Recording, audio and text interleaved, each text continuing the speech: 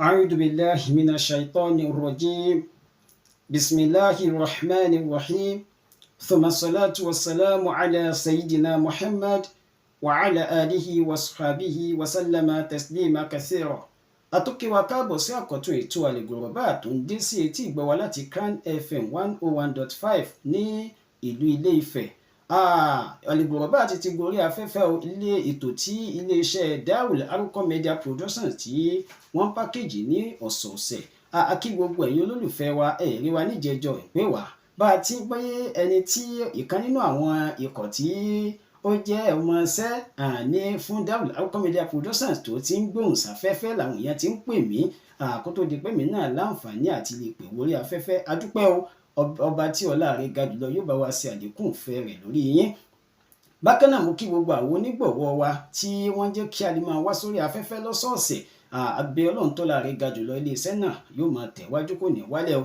Gbogbo wa náà la láǹfààní láti gbé ń tàǹtà wá sórí afẹ́fẹ́ kí a tó bá wa polówó rẹ̀ kí ètò náà kó lè bá máa tẹ̀síwájú. Bẹ́ẹ̀ tí lẹ́nu nífẹ̀ẹ́ wa tẹ̀ ń pè wá tí ẹ ní ẹ fẹ́ kí púrógámù náà kó máa tẹ̀wájú.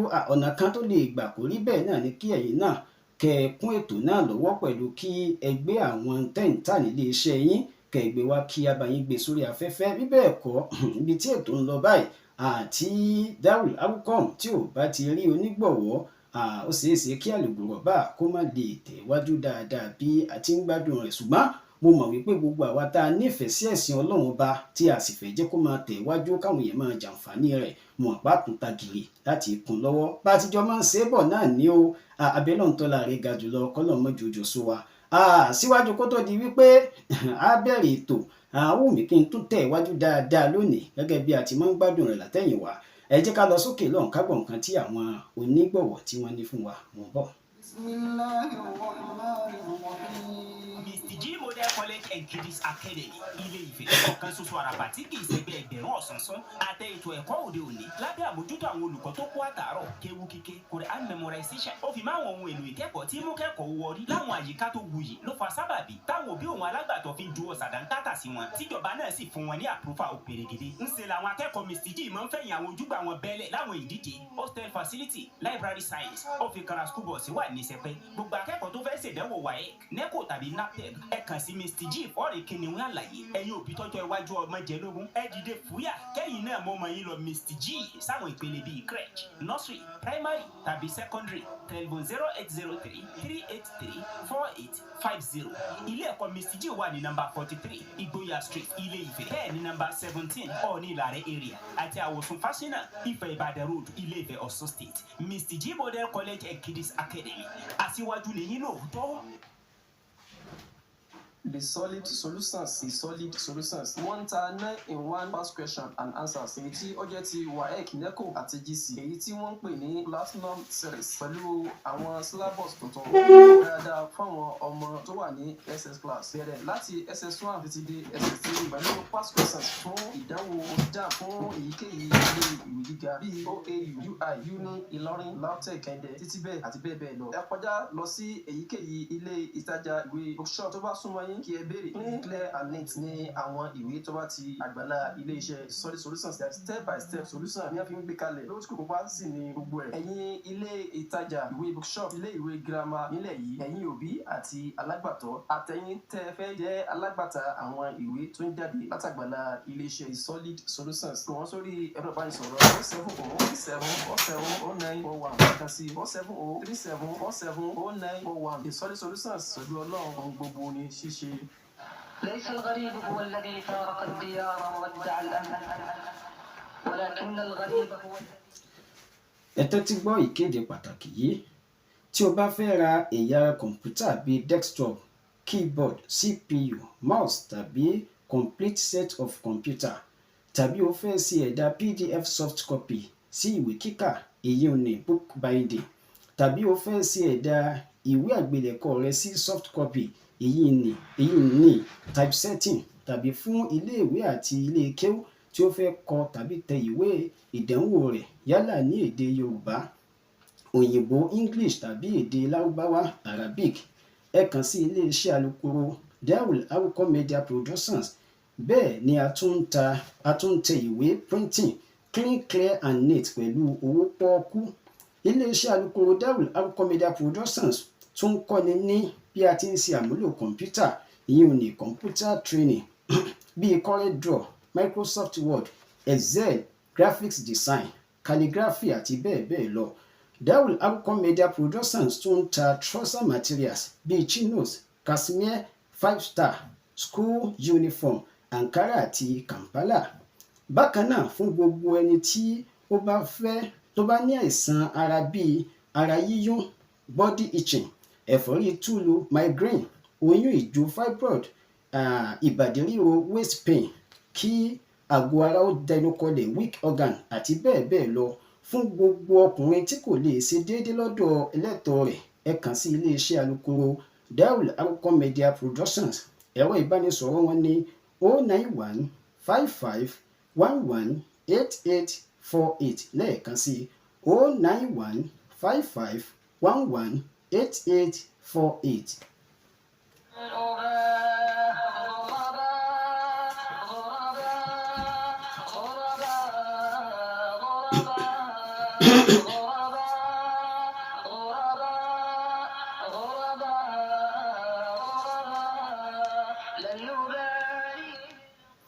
Now, mo ti sọ nípa ìtàn ìgbésí ayé Rasulullah sallallahu alaihi wasallam. A ti sọ ọdún kẹwàá ìrìn àjò bánàbí ti bẹ̀rẹ̀ dáwà rẹ̀ nílùú Mẹ́kà láti inú gọ́rù Hira tí Jibril ti yọ sí títí tí ó fi di ọdún kẹwàá èyí tí Rasulullah sallallahu alaihi wasallam ti ń pe àwọn èèyàn ní ìgboro ìlú Mẹ́kà.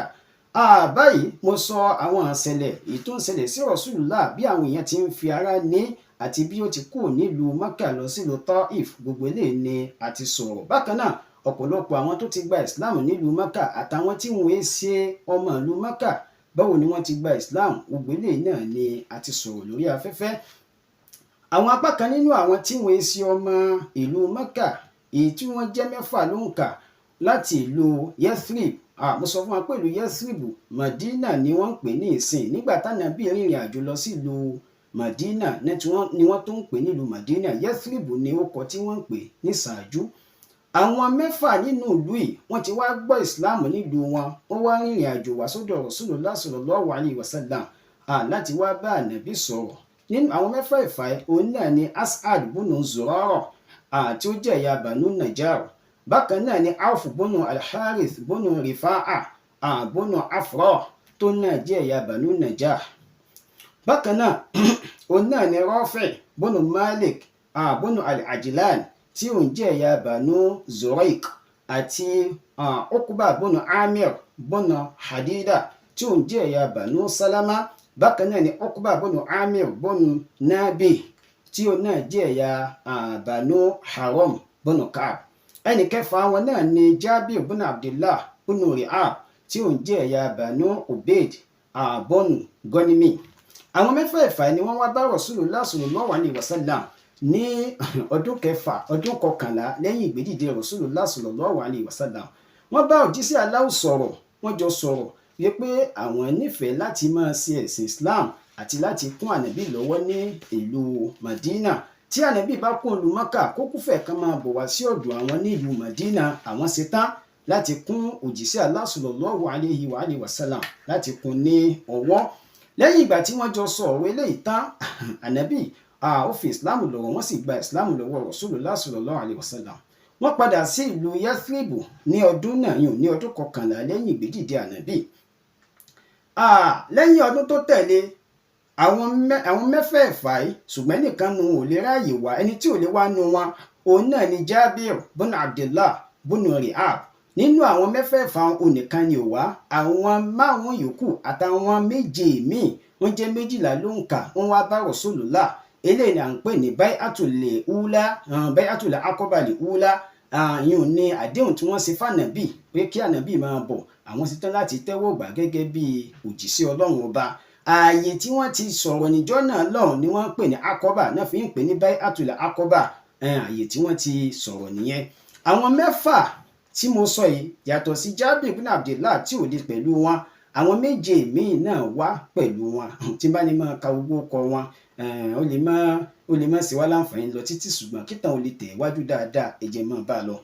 àwọn méjèèjì láyé wọ́n wá wọ́n bá Rasulullah sallallahu alaihi wasallam wọ́n bá pé àdéhùn wípé àwọn ó kún ànábì lọ́wọ́ ní ìgboro Mẹdina nílùú Yathrib, àwọn ó sì rí wípé gbogbo àwọn èèyàn tó bá fẹ́ fara ní àwọn ṣetán láti dojú ìjà kọ wọ́n kí ànábì kí ó máa bọ̀ wá sí ìlú Mẹdina. Báyìí ni Rasulullah sallallahu alaihi wasallam ti gbọ́rọ̀ sí wọn lẹ́nu, ṣùgbọ́n gbà tí wọ́n lọ òjíṣẹ́ Allah sallallahu alaihi wasallam ó wá yan ìkànnì àwọn sọ̀hábà tó jọ ọmọ Mẹ́kà tó jẹ́ alẹ́pẹ̀ ní sefirul Islam, ambassador àwọn mùsùlùmí nílùú Mẹdina ìlú Yathrib. ànábì yàn ta lẹni náà, òun náà ni Mus'Ab bónú Umayr. Mus'Ab bónú Umayr ó ní sẹ́fíìrù alákọ̀ọ́kọ́, ìyẹn ò ní àbánsádọ̀ nínú Islam tánàbí yàn kó lọ sojú Islam, kó lọ sojú Rasulullah sallallahu alaihi wasallam nílùú Yathrib. àwọn asẹ́ takuntakun tí Mus'Ab mọ̀ sí fún Islam kì í máa ṣe kékeré. mò ń bọ̀.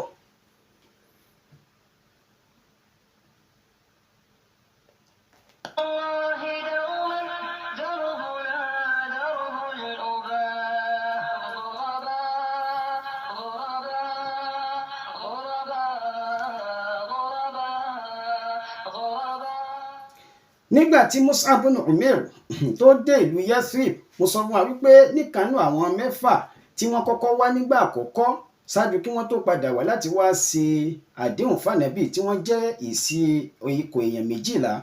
ìkan nínú wọn tí mo pè ní As'ad bónú Zurara, ọ̀dọ̀ rẹ̀ gan ni Mus'Ab bin Umayr dé sí nígbà tí wọ́n dé ìlú Yathrib. báyìí ni àwọn méjèèjì ti gbájúmọ̀ ìmọ̀ pé àwọn èèyàn lọ síbi ẹ̀sìn Allah.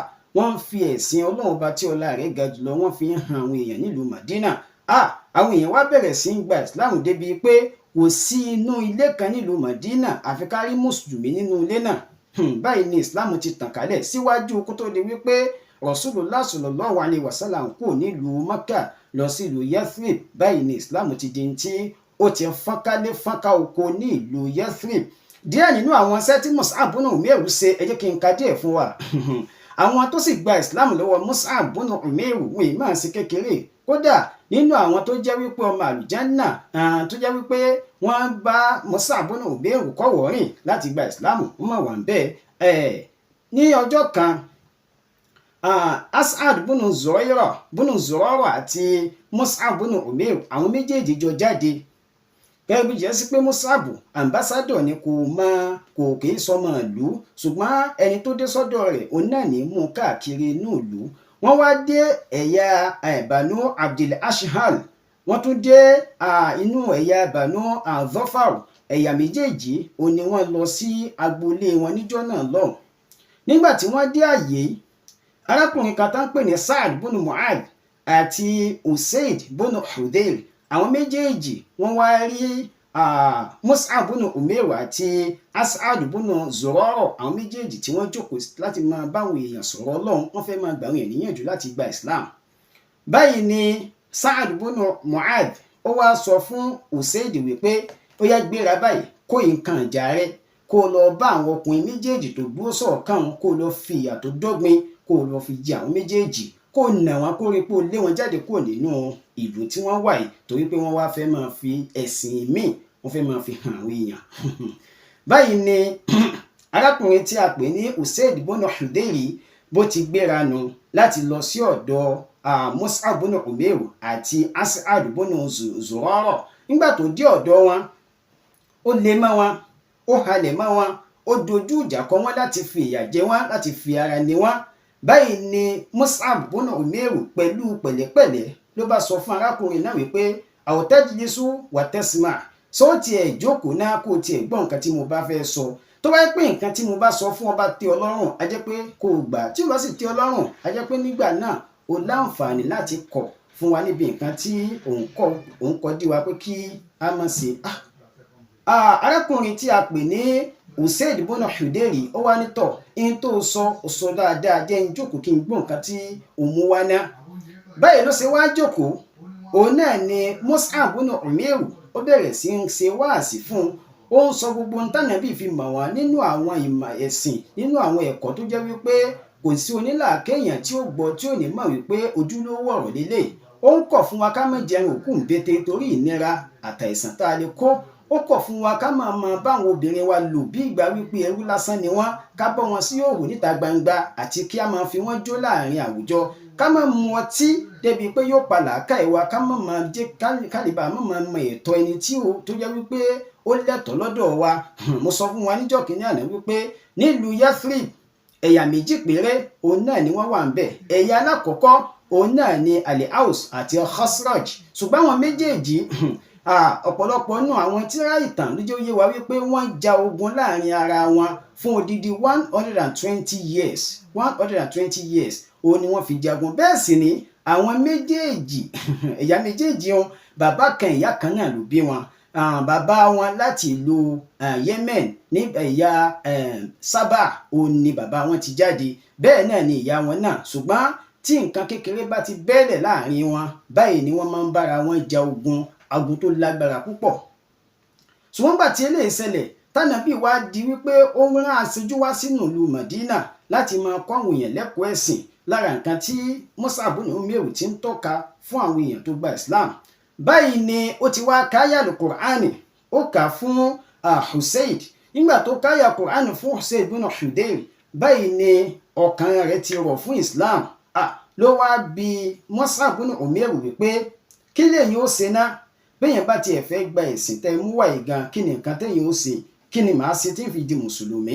Báyìí ló wá sọ wípé ó kọ́kọ́ lọ wẹ̀, lẹ́yìn tó bá wẹ̀ tán ó fọ aṣọ rẹ̀, bákan náà ó sì sọ gbólóhùn tí ó fi di mùsùlùmí. Ìyẹn ni pé mo jẹ́rìí pé kò sẹ́ni tíjọsìn tọ́ sí lódodo àyàfi Allah, mo sì jẹ́rìí pé dájúdájú Muhammadu jẹ́ òjíṣẹ́ Allah. Báyìí náà ló kírun rákà méjì. Báyìí ni Mus'Ab ibn Umayr ti sọ fún Hudayr, bí lójú ẹsẹ̀ tó sì sọ fún náà ni ó lọ fọ aṣọ rẹ̀, ó sì wẹ̀. Báyìí ni ó yẹn náfìlà rákà méjì tó sì di mùsùlùmí.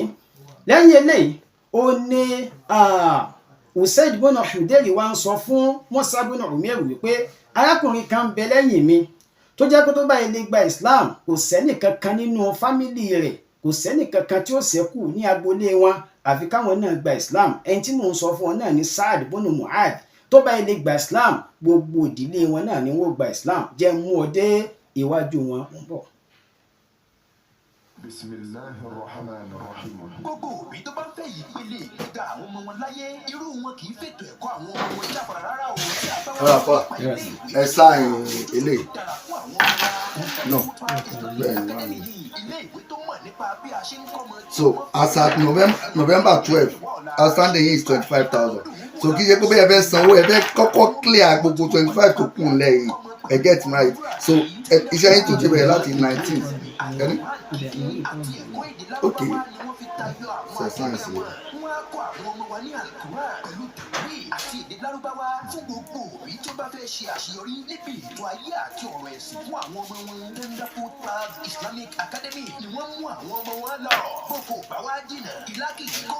Wonderful Path Islamic Academy wà ní number 1 Olókun Quarters, Ìgboyà nínú Ilé Ifẹ̀ nínú Ilé Ọ̀ṣun. Ẹ̀rọ ìbánisọ̀rọ̀ wọn ni 0803-954-6954 tàbí 0810-342-5548. Wonderful Path Islamic Academy, Citadel of the Living Souls. The solid solution. One that 12-in-1 past question and answer. Tí ó jẹ́ ti WAEC, NECO àti GCE tí a ń pè ní Platinum Series. Àwọn syllabus tuntun ó wúlò dáadáa fáwọn ọmọ tó wà ní SS1 láti SS1 dé SS3. Ìwé 4-in-1 combined past questions and answer sí ìdánwò UTME JAMB tá à ń pè ní Premium Series pẹ̀lú new syllabus tó fi mọ́ ìdánwò post JAMB fún èyíkéyìí ilé ìwé gíga nílẹ̀ yìí náà wà nílẹ̀. Ẹ kọjá sílé ìtajà ìwé bookshop tó bá súnmọ́ yín kẹ́ ẹ bẹ̀rẹ̀ sí ní kẹ́tíkẹ́tì clear and neat ni àwọn ìwé tó bá ti àgbàlá ilé-iṣẹ́ The Solid Solutions jáde torí pé step by step solutions ni wọ́n fi gbé e kalẹ̀ lówó tí òògùn pàṣẹ ní gbogbo ẹ̀yìn ilé ìtajà ìwé bookshop ilé ìwé girama nílẹ̀ yìí ẹ̀yin òbí àtẹ̀yìn tẹ́ ẹ fẹ́ jálágbàtà àwọn ìwé tó ń jáde látàgbàlá ilé-iṣẹ́ The Solid Solutions ẹ pè wọ́n sórí ẹ̀rọ ìbánisọ̀rọ̀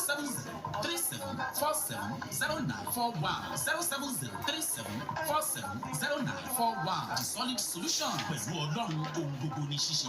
Bismillahirrahmanirrahim. Gbogbo ẹ̀yin òbí àti alágbàtọ́ tẹ́ ẹ fẹ́ jẹ́ káwọn ọmọ yín kẹ́kọ̀ọ́ tó yè koro iléèwé Al-Kids Academy ní ẹ máa káwọn ọmọ yín bọ̀ àwọn olùkọ́ tí mùṣemúṣe wọn dá mùṣemúṣe wà ní iléèwé ọ̀hún tí wọ́n máa dá ọmọ yín lẹ́kọ̀ọ́ tó yè koro àǹfààní ìgbaniwọlé ti ṣí sílẹ̀ báyìí fún àwọn akẹ́kọ̀ọ́ tó wà ní ìpele fresh kindergarten nursery àti primary lọ́wọ́ tí ògùn parara bákan náà ni à ń fi àsìkò yìí pé gbogbo òbí àti alágbàtọ́ tí wọ́n fẹ́ kí àwọn ọmọ onímọ̀ nípa ẹ̀sìn Islam àti gbígbé Al-Qur'ani alákọ̀ọ́lẹ̀ sórí ilé kéwu Madrasat Musaibatul Islamiyya àti kalẹ̀ ká sílùú Mọdákẹ́kẹ́ àǹfààní ọ̀hún ṣí sílẹ̀ fáwọn obìnrin àti àwọn ògo wẹrẹ tí ọjọ́ orí wọn ò ju ọmọ ọdún 5 sókè àti àwọn ọmọ kéékèèké igba náírà 200 naira lówó fọ́ọ̀mù ìgbaniwọlé wọn ọjọ́ sátidé àti sunday ní dédé aago 9 àárọ̀ tí aago 1 ọ̀sán ètò ẹ̀kọ́ ọ̀hún yóò máa wáyé ilé ike wọn wà ní òkè òtúbú area Mọdákẹ́kẹ́ ẹ̀lú wọn rèé 08138629085 tàbí 08136788596 a ó máa retí yín o. ليس الغريب هو الذي فارق الديار وودع الأهل ولكن الغريب هو الذي يجد والناس. Nínú àṣẹ iṣẹ́ tí Mus'Ab bin Umayr tó ṣe lẹ́yìn ìgbà tí arákùnrin tí a pè ní Usayd bin Hudayr tí ó ti gba Islam ní ọwọ́ Mus'Ab bin Umayr àti ẹnìkejì tí a pè ní As'ad bin Zurara ẹnìkejì tó jẹ́ pé òun gan ló rán Usayd bin Hudayr níṣẹ́ wípé kó lọ pa àwọn méjèèjì tàbí kó tiẹ̀ lé wọn kúrò láàyè tí wọ́n wà yẹn èyí tí a pè ní Sa'd bin Mu'adh Sa'd bin Mu'adh ó ní Hudayr wá ń júwe fún wọn wípé tí wọ́n bá ilé bá sọ̀rọ̀ tó bá ilé gba Islam àtòun àti gbogbo àwọn ìdílé rẹ̀ gbogbo wọn pátá ni wọ́n gba Islam nígbà tí arákùnrin tó gba Islam yìí tí ó wá dìde tí ó dìde kúrò láàrin àwọn méjèèjì ó dìde kúrò láàrin Mus'Ab bin Umayr àti olùkú rẹ̀ ẹnìkejì rẹ̀ tí a mọ̀ sí As'ad bin Zurara ó wá kọrùn lọ sí ọ̀dọ̀ àwọn ìyókù rẹ̀ tí wọ́n rán níṣẹ́ nípìnlẹ̀ ìgbà tí wọ́n rí tí ń bọ̀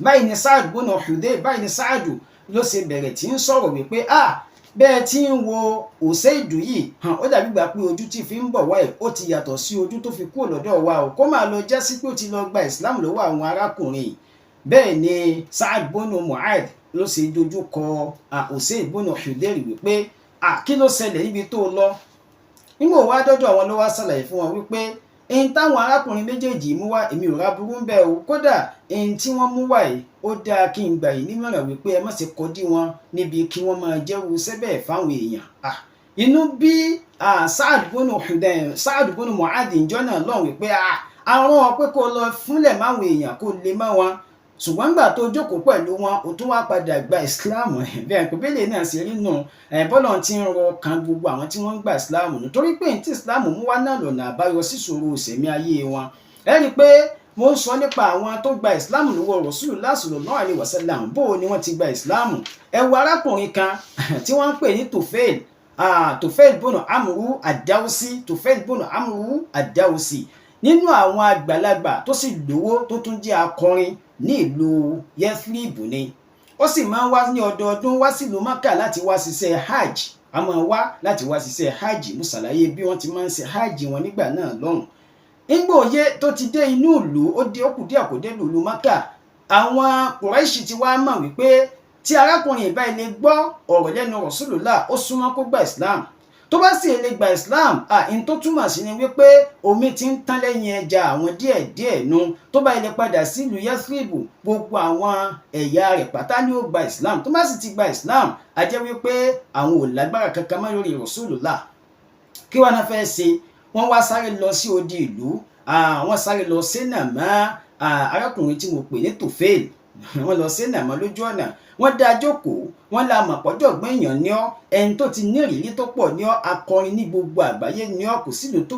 tí ì dé rí arákùnrin kan bẹ láàrin wa tó jẹ́ wípé òpìdán ni o bó bá ilé fi dá rẹ̀ bá ọ sọ̀rọ̀ kò síyèméjì ń bẹ dandan ni kí dáná ò lápá lára rẹ̀ tó àwa fẹ́ jẹ́ kó bá ọ sọ̀rọ̀ má bá a sọ̀rọ̀ má sì tẹ́tí gbọ̀n kankan tí ń sọ o nígbà tí wọ́n sọ ọ̀rọ̀ yìí pẹ̀lú àwọn àdáparọ́ tó lágbára fún Tufail bin Amru ad-Dawsi nígbò ya arákùnrin wa ní nígbà tí òun dénú Kaaba nítorí nǹkan tó ń ti gbọ́ látọ̀dọ̀ àwọn Quraysh òun bá fi ọwọ́ méjèèjì òun fi bo etí òun pé àníṣẹ́ mi ní gbọ́ nǹkan kan nínú nǹkan tí arákùnrin lè fẹ́ máa sọ ó nígbò ya òun ọ̀rọ̀ tí ń sọ ó fẹ́ máa ta sóun létí, òun tó ń fọwọ́ bu etí, òun wá wò pé dákun òun jẹ́ akọrin gbogbo òlù lóun ti dé, kò sí orin ìlú kan tóun ò mà, kò sì sí èdè kan tá a fi ń kọrin ní ìlú kan tóun ò nímọ̀ nípa rẹ̀. Sí ọ̀rọ̀ ọmọkùnrin kékeré ni ó wà lé létí mi láti gbọ́, ó ní bóun ti sọ